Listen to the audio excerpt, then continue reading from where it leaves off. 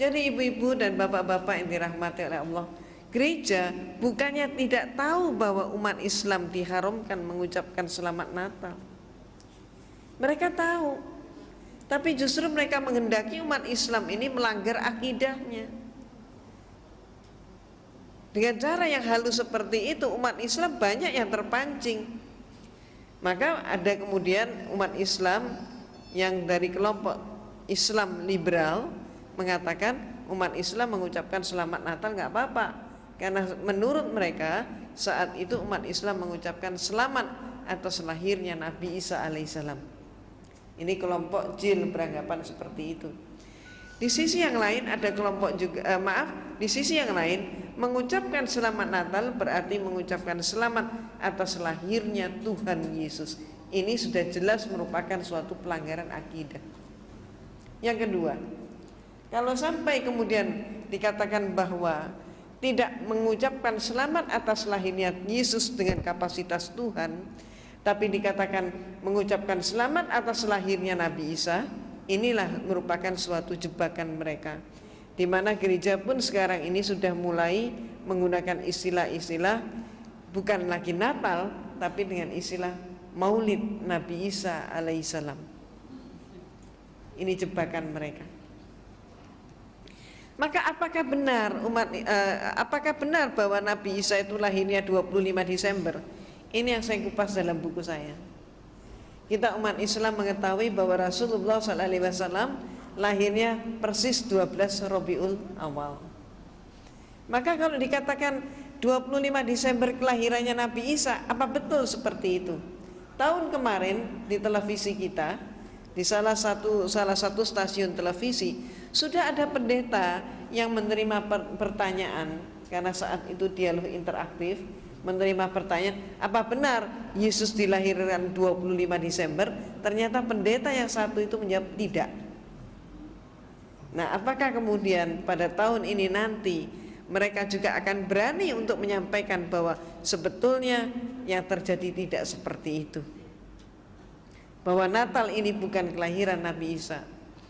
Ibu-ibu dan bapak-bapak yang dirahmati oleh Allah, kita telaah dulu siapa yang sebenarnya lahir 25 Desember.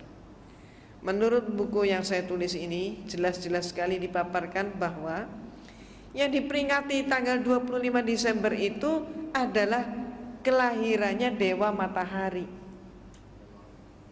Nah, mengapa Dewa Matahari kemudian dipakai sebagai peringatannya kelahirannya Nabi Isa yang oleh mereka disebut Yesus? Peristiwanya ketika rakyat Romawi masih beragama politisme paganisme.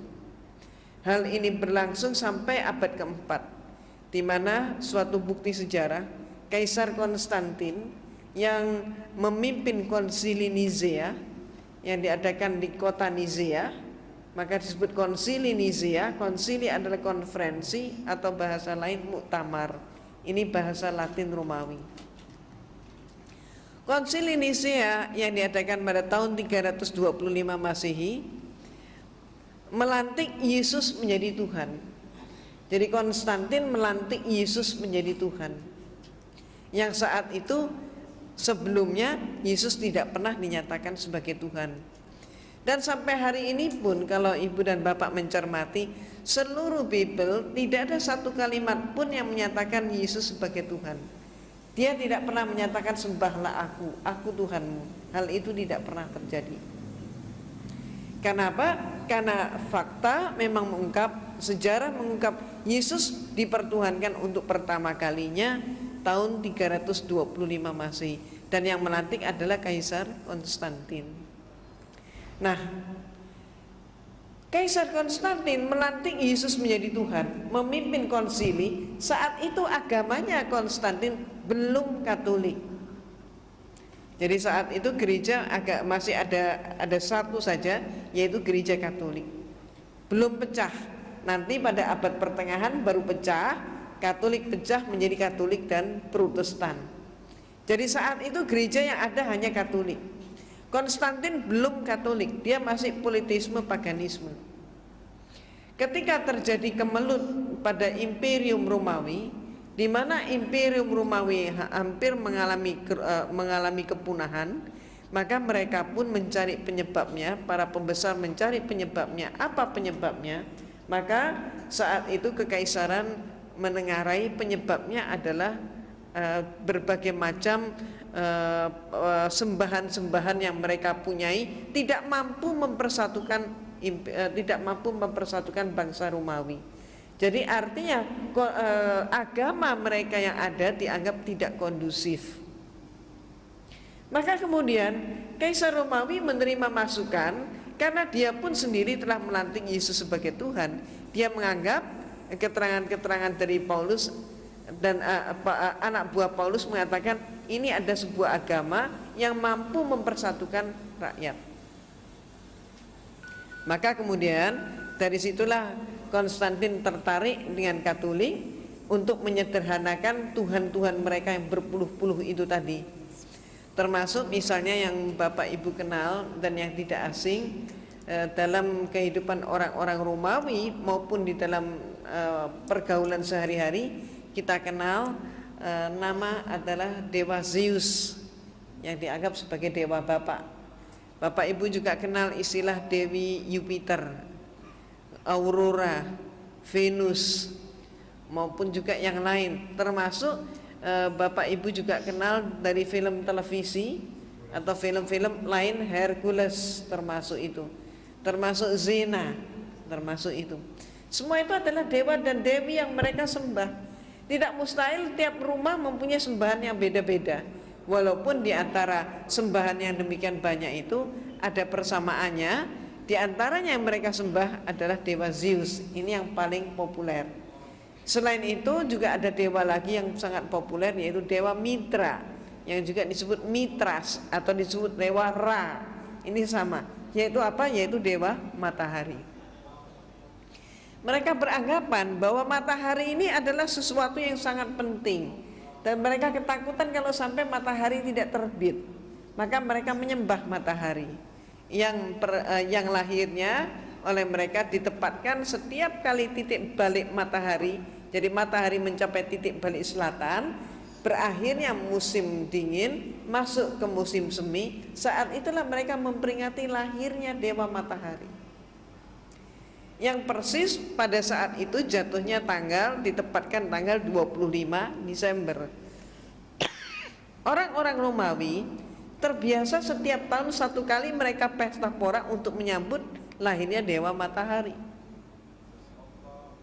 Jadi kalau orang-orang di Cina, penanggalan Cina, tiap tahun baru itu ditempatkan dengan jatuhnya musim semi, mereka menari dan sebagainya. Tapi orang Romawi yang paling mereka peringati adalah dewa matahari. Karena menurut orang-orang Romawi, dewa yang satu inilah yang paling penting di dalam kehidupan. Nah, cara mereka pesta adalah laki, perempuan, tua, muda, besar, kecil keluar dari mereka rumah. Nari, nyanyi, bahkan sampai mabuk, sampai terjatuh, tertidur di jalan-jalan. Semalam suntuk mereka pesta. Ketika kemudian Konstantin melihat kepentingan negaranya, maka kemudian dia masuk dalam agama Katolik. Karena Konstantin masuk menjadi pengikut Katolik, maka dia menginginkan dengan demikian seluruh rakyatnya pun menjadi Katolik. Katolik sebagai agama negara. Tapi rakyatnya nampaknya tidak mau pindah agama. Disebabkan apa? Kalau mereka pindah agama, maka berarti mereka khawatir pesta 25 Desember ini hilang. Konstantin menangkap kegelisahan seperti ini. Maka cepatlah kemudian dia menyatakan, rakyatku, dia umumkan, pesta 25 Desember tidak akan hilang, justru akan dilestarikan. Karena Yesus lahirnya pada tanggal 25 Desember. Karena Yesus lahirnya 25 Desember menurut Konstantin, maka rakyatnya berpikir lebih jauh lagi. Oh, kalau begitu Yesus adalah anaknya dewa matahari. Ini oleh mereka diiyakan juga. Iya, betul katanya. Maka berbondong-bondonglah seluruh rakyat Romawi masuk ke agama Katolik. Ini sejarahnya. Maka sejak saat itu pula, maka seluruh patung-patung dewa matahari diubah namanya menjadi patung Yesus. Demikian pula kalau bapak-bapak ibu-ibu cermati itu di apa namanya, di patung-patung itu kan seringkali ada bulatan di belakang kepala. Itu simbol apa itu sebenarnya? Simbol dewa matahari. Simbolnya matahari. Di salib itu, di belakang kepala salib itu kan juga ada bulatan atau kadang ada sinar, kan begitu. Sinar atau bulatan apa? Matahari. Nah, sejak saat itulah dipakai. Nah, kemudian ibu dan bapak yang dirahmati oleh Allah, pada saat bulan-bulan ini pun, hari-hari ini pun, bapak dan ibu sudah mulai melihat di berbagai mall, di toko-toko, di gedung-gedung, mereka pakai pohon cemara. Kemudian hiasannya bagus sekali, betul kan? Menarik sekali. Ada kemudian pakai pohon cemara penuh dengan salju. Terus kemudian ada kandang domba, ada palungannya, di situ Yesus lahir. Ada lagi yang dengan memperagakan gua, Yesus lahir di dalam gua. Jadi sebetulnya yang mana yang benar? Yesus lahir di bawahnya pohon cemara, atau lahirnya di kandang domba, atau lahirnya di dalam gua? Yang benar yang mana? Belum lagi nanti ada hiasan Sinterklas, pakai kijang kencana itu kan. Jadi yang mana ini yang benar? Nah, ternyata ibu-ibu dan bapak-bapak yang dirahmati oleh Allah, di dalam Bible, di dalam kitab suci mereka, di situ ada 4 buah Injil di dalamnya, yaitu karangan Matius, Markus, Lukas, Yohanes. Yang memuat peristiwa tentang lahirnya Yesus hanya ada 2 Injil, yaitu Matius dan Lukas. Di dalam buku saya pun saya kutip dengan persis seksama apa kata Matius dan apa kata Lukas. Maka menurut informasi mereka, Matius dan Lukas yang sama-sama menyatakan mendapatkan firman Tuhan, sama-sama menyampaikan firman Tuhan, tapi banyak yang kontradiksi. Kontradiksinya antara lain, yang satu menyatakan Yesus lahirnya di zaman Kaisar Agustus, yang satu menyatakan Yesus lahirnya di dalam pemerintahan Herodes Agung. Konsekuensinya berarti perbedaan pendapat di antara mereka ini berarti mempengaruhi penentuan tahun 1 Masehi sebagai tahun kelahiran Nabi Isa.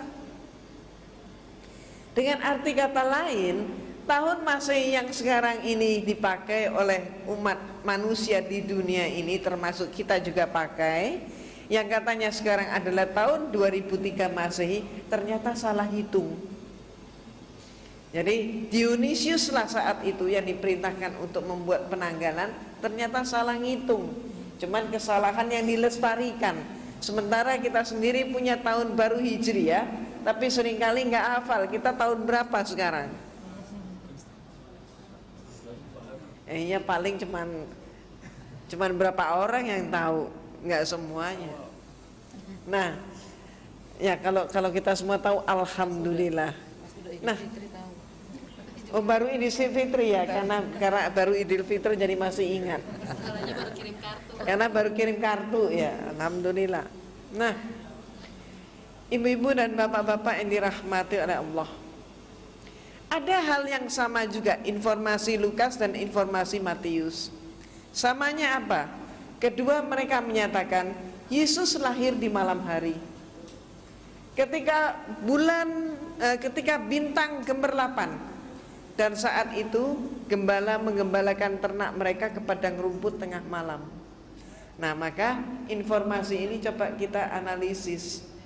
Kalau dikatakan Yesus lahirnya tengah malam, bintangnya gemerlapan, kemudian gembala menggembalakan ternak ke padang rumput tengah malam, itu artinya musim apa?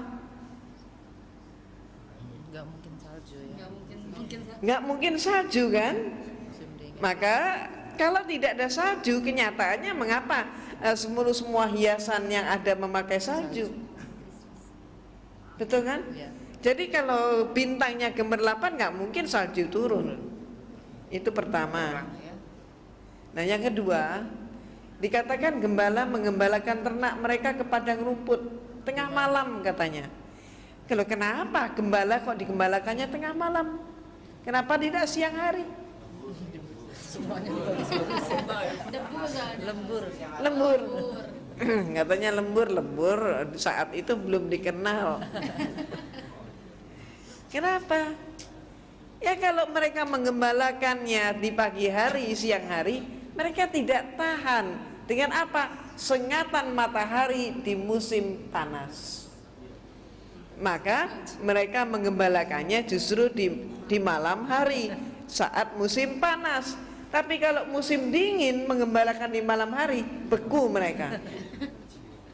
Jadi berarti itu saat musim panas. Perhitungan peredaran bulan, waktu, dan musim tidak mungkin saat itu terjadinya di dalam bulan Desember. Nah, sehingga pertanyaannya, siapa sebenarnya yang mereka peringati? Dan nantinya ketemu yang mereka peringati sesungguhnya adalah dewa matahari. Itu sebabnya maka kitab Yahudi mengatakan Yesus lahirnya di dalam bulan Elul. Nah, bulan Elul itu kapan? Bulan Elul itu antara Juli September, bukan Desember.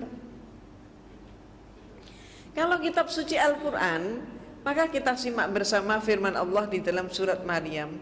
Dikatakan dalam surat Maryam bahwa Nabi Isa alaihissalam dilahirkan oleh ibunya di bawah pohon korma. Ketika pohon korma berbuah dengan lebat, maka pangkal korma digoyang, buah korma pun berguguran. Ini musim apa?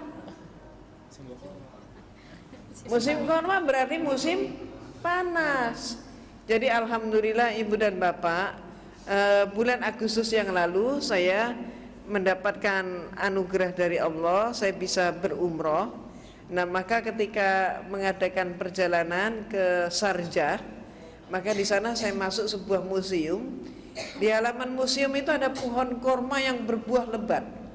Dan saat itu di Saudi memang banyak sekali pohon korma yang buah kormanya pun berguguran di sekitar pohon itu. Sedang musim buah korma, pas panasnya pun sedang luar biasa. Pas panas-panasnya, antara saya di sana saat itu antara 40-50 derajat. Panas sekali. Dan kami semua yang mengunjungi museum itu dipersilahkan oleh penjaga untuk memetik buah korma dari pohonnya sendiri. Bagi orang Indonesia ini suatu yang sangat langka. Maka kemudian ketika saya petik satu buah korma, apa yang terjadi? Satu saya tarik, yang lain pun berguguran. Nah, inilah saya sangat bersyukur atas karunia Allah termasuk bisa membuktikan ayat itu. Jadi pangkal korma digoyang, buah korma pun berguguran. Padahal saat itu yang saya goyangkan, karena saya tarik adalah salah satu tangkai, ternyata semua yang lain pun ikut berguguran. Nah, ibu-ibu yang saya hormati, seluruh itu tadi jadi adalah musim panas. Dan jangan lupa seluruh Palestina, Yesus itu dilahirkan di sebuah desa yang namanya Bethlehem. Provinsinya adalah provinsi Galilea.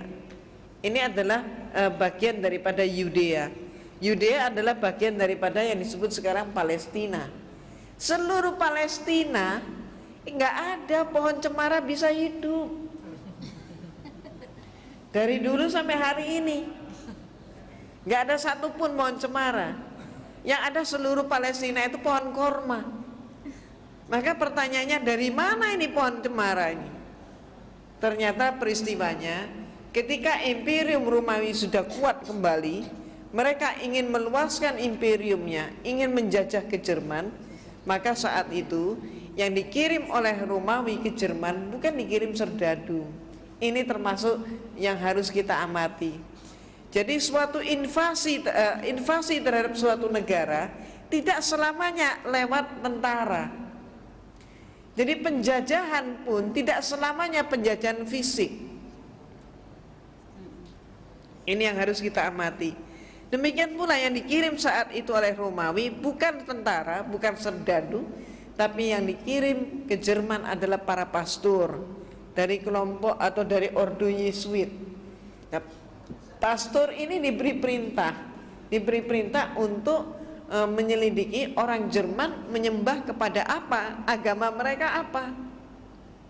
Dalam waktu singkat para pastor ini mendapatkan berita bahwa orang Jerman saat itu agamanya masih animisme, dinamisme. Yang disembah adalah dewa yang merupakan dewa sebuah pohon, yang pohon itu mempunyai bentuk yang khusus, yaitu apa? Pohon itu selalu menjulang tegak ke udara, dan sekaligus pohon itu mengeluarkan bau harum yang sangat khas. Tidak ada bau harum yang menyamai. Pohon apa itu kira-kira? Pohon cemara. Maka bau cemara itu kan khas, tidak ada yang mirip dengan baunya cemara. Nah, kemudian para pastor segera pulang ke rumah melaporkan orang Jerman menyembah dewa cemara.